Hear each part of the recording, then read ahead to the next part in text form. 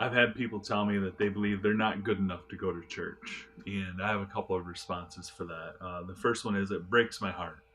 For anyone who says that they feel they're not good enough to go to church, you're on the right track. I'm not good enough. Nobody is.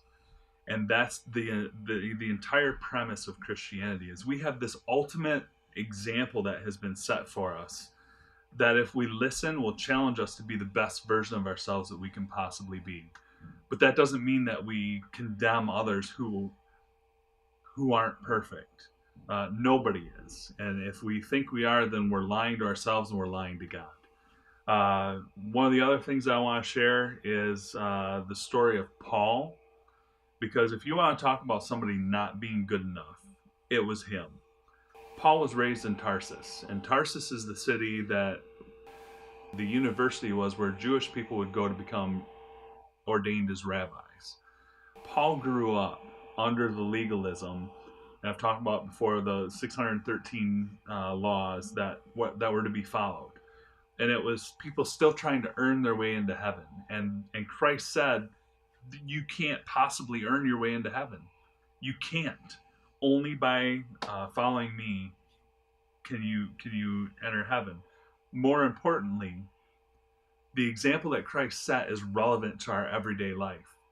It is not just some distant goal, at the end of your life to be concerned about. It is about a right here, right now kind of a faith. And Paul, while he was essentially, he became what would be the modern day equivalent of an ISIS leader. He was hunting down Christians, bringing them to justice, having them stoned. When we first learn about him in Acts 7 at the end of the chapter, he was standing there as people were stoning the first martyr of the Christian faith. Ultimately, God got his attention, and it's a really interesting story. Look it up. I won't take the time here. However, when Paul understood what the true purpose of life in Christ is all about and having your identity being in Christ alone, he was one of the most passionate people I have ever heard of, especially about his faith. And he was so passionate that if you read his resume, he had received the 39 lashes on 5 separate occasions, beaten with rods 3 different times, shipwrecked 3 times, stoned, dragged out to the edge of the city, left for dead.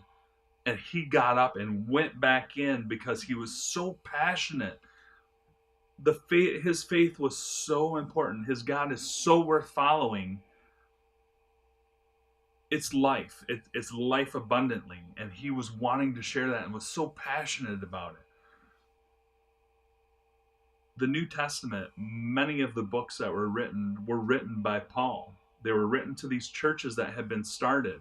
And it was letters of encouragement and letters of sharpening and discipline and caution, but encouragement in the faith and the importance of the faith. And so if God can take someone like Paul, who was a murderer and a hypocrite, and convert him and use him for so much good, just think of what he can do in your life.